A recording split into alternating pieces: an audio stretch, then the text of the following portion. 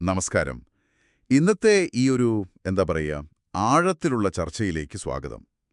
നമ്മളിന്ന് നോക്കുന്നത് നിങ്ങൾ പങ്കുവച്ച being a non conformist Tuesday at 8:54 PM.AAC എന്നൊരു ഓഡിയോ സ്രോതസ്സാണ്.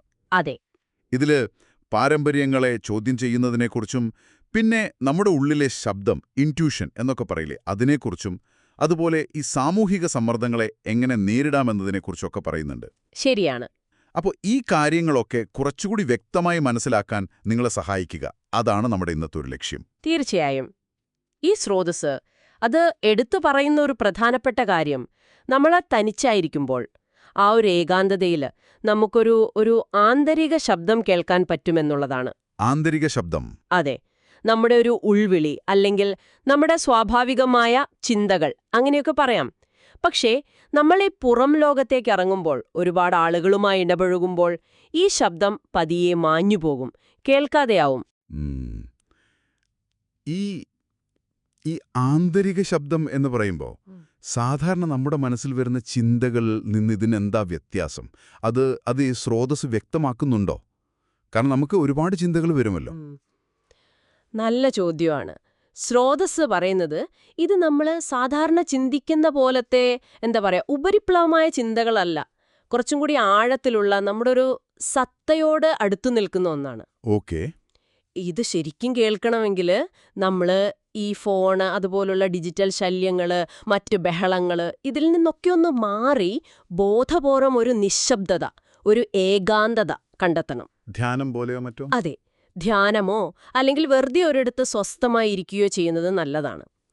പക്ഷേ പലർക്കും ആ ഒരു പൂർണ്ണമായ നിശ്ചലതയിലേക്ക് എത്താൻ കുറച്ച് ബുദ്ധിമുട്ടുണ്ടാകും. ശരിയാണ്, ആ നിശ്ചലത കിട്ടാൻ പാടാണ്. അപ്പോൾ ആ നിശ്ചലതയാണ് ഉള്ളിലെ ആ യഥാർത്ഥ ശബ്ദം കേൾക്കാനുള്ളൊരു വഴി, അല്ലേ? അതെ അതെ, താക്കോൽ അതാണ്. അപ്പോൾ ആ ശബ്ദം കേൾക്കാതെ വരുമ്പോഴാണോ നമ്മൾ ഈ പുറമേ നിന്നുള്ള സമ്മർദ്ദങ്ങൾക്ക് പെട്ടെന്ന് വഴങ്ങുന്നത്? അതെ അതെ, അവിടെയാണ് അടുത്ത പ്രധാനപ്പെട്ട ഒരാശയം വരുന്നത്. ഈ സ്രോതസ് പറയുന്നൊരു കാര്യം, സമൂഹം അത് ഓരോ വ്യക്തിയുടെയും ആ ഒരു തനിമയ്ക്കെതിരെ ഒരുതരം ഗൂഢാലോചന നടത്തുന്നുണ്ടെന്ന്. ഗൂഢാലോചനയോ? ഒരു രൂപകം ഉപയോഗിച്ച് പറയുന്നുണ്ട്. സമൂഹം ഒരു കൂട്ടുകച്ചവട സ്ഥാപനം, ഒരു ജോയിന്റ് സ്റ്റോക്ക് കമ്പനി പോലെയാണെന്ന്. ഓഹോ. അതായത് നമ്മൾ അതിലെ അംഗങ്ങൾ ഭൗതികമായ നേട്ടങ്ങൾക്കും ഒരു സുരക്ഷിതത്വത്തിനും അംഗീകാരത്തിനും ഒക്കെ വേണ്ടി നമ്മുടെ വ്യക്തിപരമായ സ്വാതന്ത്ര്യം, നമ്മുടെ തനിമ, അതൊക്കെ ഒരു പരിധിവരെ അടിയറ വയ്ക്കുന്നു. മനസ്സിലായി. അപ്പോൾ ഈ കൂട്ടുകച്ചവടത്തില് ഏറ്റവും വിലപിടിപ്പുള്ളത് നമ്മുടെ സ്വന്തം വ്യക്തിത്വമല്ല, മറിച്ച് മറ്റുള്ളവരുമായി പൊരുത്തപ്പെട്ടു പോകാനുള്ള കഴിവ്, അതായത് അനുരൂപീകരണം, കൺഫോമിറ്റി, അതാണെന്നാണോ പറയുന്നത്? അതെ, കൃത്യമായി. ആ അനുരൂപീകരണമാണ് സമൂഹം ഏറ്റവും കൂടുതൽ ആവശ്യപ്പെടുന്ന ഒരു പുണ്യം. നേരെ മറിച്ച് സ്വന്തം ചിന്തകളെയും നിലപാടുകളെയും ആശ്രയിക്കാനുള്ള കഴിവ്, ആ സ്വാശ്രയത്വം, സെൽഫ് റിലയൻസ്, അതിനെ സമൂഹം അത്ര പ്രോത്സാഹിപ്പിക്കുന്നില്ല. ശരിയാണ്. സമൂഹം യാഥാർത്ഥ്യങ്ങളെക്കാളും പുതിയ ചിന്തകളെക്കാളുമൊക്കെ പേരുകൾ, സ്ഥാനങ്ങൾ, പണ്ടേയുള്ള ആചാരങ്ങൾ, അതിനാണ് വില കൊടുക്കുന്നത്. നമ്മളെ പലപ്പോഴും ഈ ലേബലുകൾ വെച്ച് തളച്ചിടുന്നു, അല്ലേ? അത് നമ്മുടെ വളർച്ചയെ തടയുന്നു. ശരിയാണ്. അപ്പോൾ ഇതിനെങ്ങനെ മറികടക്കാം? അതിനെക്കുറിച്ചും ഈ സ്രോതസ്സിൽ പറയുന്നുണ്ടാവുമല്ലോ. ഒരു മനുഷ്യനാകാൻ ആഗ്രഹിക്കുന്നവൻ ഒരു അനുരൂപനല്ലാതിരിക്കണം, അതായത് നോൺ കൺഫോമിസ്റ്റ് ആയിരിക്കണം എന്നൊരു വാചകം ഞാൻ ഓർക്കുന്നു. അതെ അതെ, യഥാർത്ഥ മനുഷ്യൻ ഈ വ്യവസ്ഥിതിക്ക് അന്ധമായി വഴങ്ങരുത് എന്ന് പറയുന്നുണ്ട്. നമുക്ക് ഒരു ദൈവീകമായ അല്ലെങ്കിൽ ആഴത്തിലുള്ള ഒരു പിന്തുണ, ഇമ്മോർട്ടൽ പാംസ് എന്ന പ്രയോഗം ഒരുപക്ഷെ അതാവാം ഉദ്ദേശിക്കുന്നത്, കിട്ടണമെങ്കിൽ സമൂഹം നന്മ എന്ന് പറയുന്ന കാര്യങ്ങളെപ്പോലും നമ്മൾ ചോദ്യം ചെയ്യണം. അത് ശരിക്കും നല്ലതാണോ?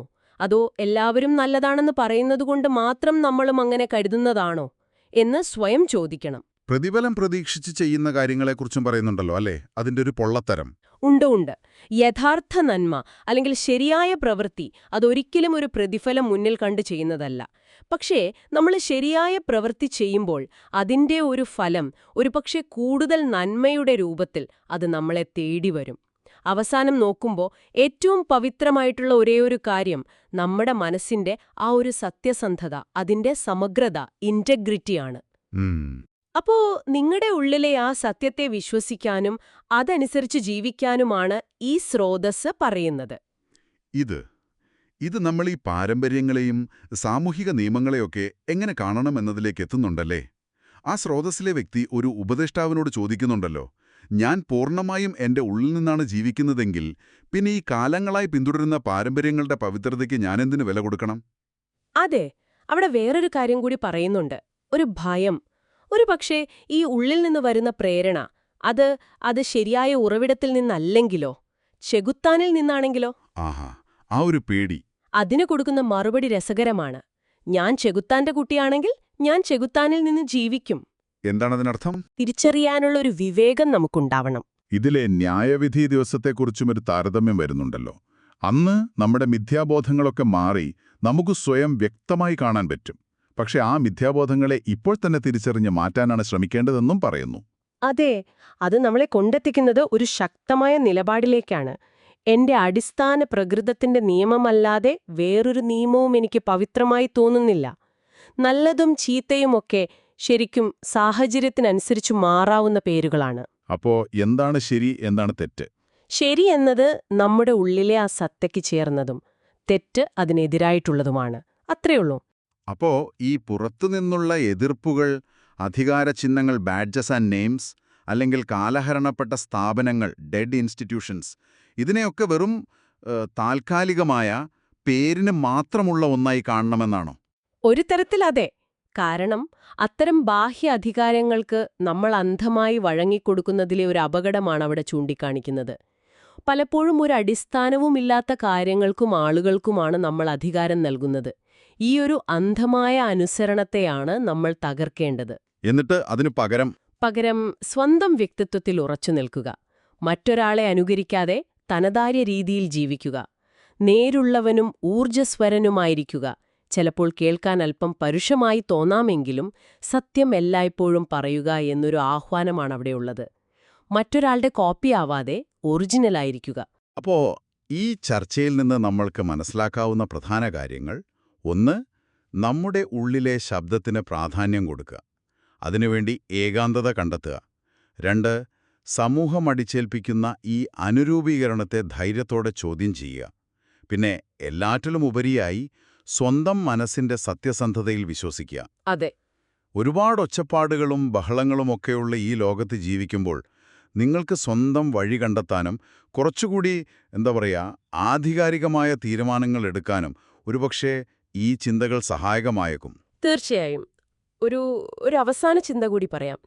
ഈ സ്രോതസ്സിൽ പറയുന്നത് പോലെ ന്യായവിധി നാളിൽ നമ്മുടെ മിഥ്യാധാരണകളെല്ലാം നീങ്ങിപ്പോകും. പക്ഷേ നമുക്കിപ്പോൾ തന്നെ ആ മിഥ്യാധാരണകളെ തിരിച്ചറിഞ്ഞ് ഒഴിവാക്കാൻ ശ്രമിച്ചൂടെ? അങ്ങനെയാണെങ്കിൽ സാമൂഹികമായ പ്രതീക്ഷകളെക്കുറിച്ചോ അല്ലെങ്കിൽ നന്മ എന്ന് നമ്മൾ പൊതുവെ കരുതുന്ന കാര്യങ്ങളെക്കുറിച്ചോ നിങ്ങൾ ഇപ്പോൾ മുറുകെ പിടിക്കുന്ന ഏതെങ്കിലും ഒരു മിഥ്യാധാരണ, അതിനെ ഇന്ന് നിങ്ങൾക്ക് ചോദ്യം ചെയ്യാനോ അല്ലെങ്കിൽ ഒന്ന് മാറ്റിവെക്കാനോ സാധിക്കുമോ? അതൊന്ന് നിങ്ങൾ ആലോചിച്ചു നോക്കൂ.